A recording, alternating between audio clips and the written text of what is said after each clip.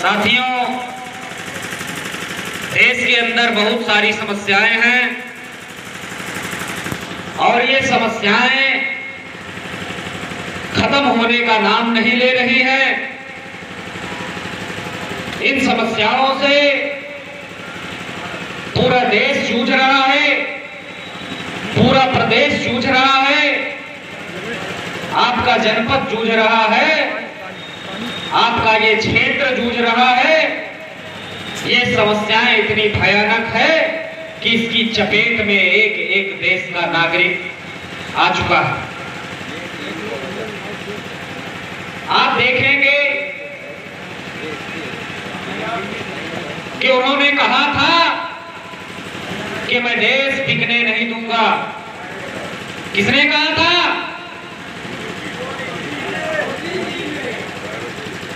उसने कहा था मैं देश बिकने नहीं दूंगा और देश की सारी संपत्तियों को एक एक करके बेचने का काम किया। किया कि नहीं किया? अभी आप देखें कि उन्होंने कहा कि हम कार को बिकने नहीं देंगे, लेकिन पहिए को खोलकर बेच दिया। क्या किया? अभी उसने कहा कि हम कार बिकने नहीं देंगे, लेकिन उसकी छत को बेच दिया। कार का केवल ढांचा खड़ा हुआ है। आप देख सकते हैं, रेलवे बेच दिया गया, सड़कें बेच दी गई, बिजली विभाग बेच दिए गए, पीडब्ल्यूडी को बेच दिया गया।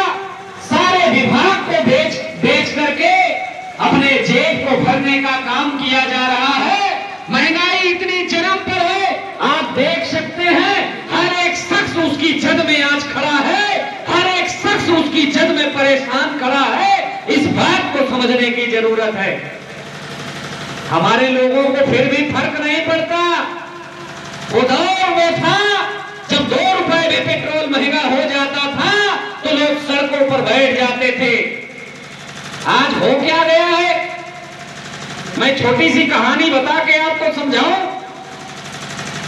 एक विद्वान साथी थे, वो किसी देश में गए, भ्रमण करने लगे, पूरे देश में घूम घूम कर देखा, पूरे क्षेत्र में घूम घूम कर देखा और देखने के बाद उस देश के राजा के पास जाते हैं।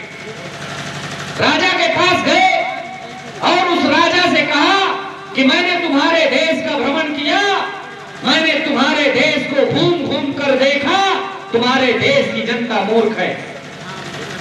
राजा को गुस्सा आया, राजा नाराज हो गया। उसने कहा कि ऐसा बिल्कुल नहीं हो सकता, मेरे देश की जनता मूर्ख नहीं है। तो उन्होंने कहा अंदाज लीजिए, आजमा लीजिए। तो राजा ने कहा करना क्या होगा? विद्वान साथी ने कहा कि आप इनके ऊपर टैक्स लगा दीजिए। अगर विद्रोह होगा तो ये मान लेना कि जनता जानकार है, अगर विद्रोह नहीं होगा तो ये मान लेना कि देश की जनता मूर्ख है। राजा ने अगले दिन फरमान जारी कर दिया, 10 रुपए का टैक्स हर आम नागरिक से वसूल किया जाएगा। अगले दिन क्या था? राजा के सैनिक गए, गांव-गांव में गए, लोगों से 10-10 रुपए वसूल कर लेकर आए। राजा साहब को यह मालूम था कि अगले दिन भीड़ जमा होगी, हल्ले मचेंगे, शोर मचेंगे, धरना होगा, प्रदर्शन होगा। तो उन्होंने उसके लिए तैयारी किया, लेकिन देखा क्या? अगले दिन कुछ भी नहीं होता है। पूरा माहौल शांत है, पूरे देश की जनता शांत है। तो विद्वान साथी ने कहा कि मैंने कहा था कि तुम्हारे देश की जनता मूर्ख है, लेकिन आपने माना नहीं। तो राजा साहब ने कहा हो सकता है इनकम ज्यादा होगा, इनकम का स्रोत ज्यादा होगा, उनकी जेबें भरी होंगी, 10 रुपए से क्या बिगड़ने वाला है। फिर राजा साहब ने अगले दिन फरमान जारी किया कि अगले दिन से 20 रुपए का टैक्स वसूल किया जाए। अगले दिन भी 20 रुपए वसूला गया। फिर भी अगले दिन कोई प्रतिक्रिया नहीं हुई। राजा साहब को थोड़ा सा गुस्सा आया, उन्होंने कहा 50-50 रुपए अगले दिन से कर दिया जाए। अगले दिन फिर राजा इंतजार में थे कि हो सकता है कि लोगों पास इनकम ज्यादा होगा, पैसे ज्यादा होंगे, इसलिए उनको कोई दिक्कत नहीं हो रही होगी। जब ज्यादा भार पड़ेगा तो तकलीफ होगी, तब विद्रोह होगा। लेकिन अगले दिन भी क्या देखा, बिल्कुल से कोई प्रतिक्रिया नहीं आ रही है। राजा साहब को बहुत ज्यादा गुस्सा आया। उन्होंने ऐलान कर दिया कि जाकर के हर नागरिक से 100-100 रुपए वसूल करना और 10-10 जूते लगा कर आना। क्या कहा कि 100-100 रुपए वसूल करना और 10-10 जूते लगा कर आना। फिर क्या था, अगले दिन सेना गई, गांव-गांव में जाने गए और लोगों से मिले, सबसे 100-100 रुपए भी वसूला, 10-10 जूते भी लगाने का काम किया।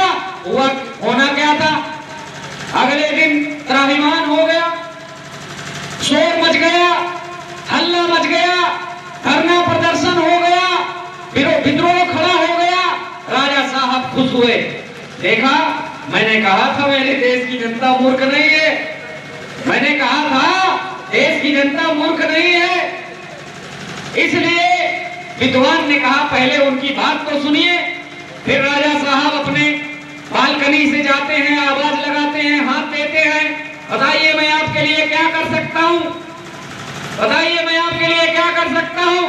तो जनता की तरफ से आवाज आती है, दुहाई है महाराज की, आपके राज में, आपके शासन काल में इतना बड़ा अनर्थ, इतना बड़ा अत्याचार हमने जीवन में नहीं देखा। राजा ने कहा बताइए मैं क्या कर सकता हूं। तो पब्लिक की तरफ से आवाज आई कि साहब हम दैनिक मजदूरी करने वाले लोग हैं, रोज काम धंधे पर जाने वाले लोग हैं, खेती बाड़ी करने वाले लोग हैं, हमको समय से अपने काम धंधे पर जाना होता है। समय से जब हम काम धंधे पर जाते हैं, उस दौरान आपके सेना हमारे बीच में आते हैं, हमसे पैसे भी वसूलते हैं, 10-10 जूते भी लगाने का काम करते हैं। ऐसा करिए, आपको करना। उन्होंने कहा हमें करना क्या है ये तो बताइए। तो जनता की तरफ से आवाज आई कि अपनी सेना की संख्या बढ़ा दीजिए ताकि हम जल्दी से जूते खाएं और जल्दी से काम पर चले जाएं। राजा ने सुना ये बात, तुरंत बेहोश हो गए। राजा साहब बेहोश हो गए कि वास्तव में मेरे देश की जनता मूर्ख है, कोई प्रतिक्रिया नहीं हो रही है, कोई शोर नहीं मच रहा है। आज के डेट में भारत देश के हालात से आप परिचित हैं, आप देख रहे हैं देश के हालात।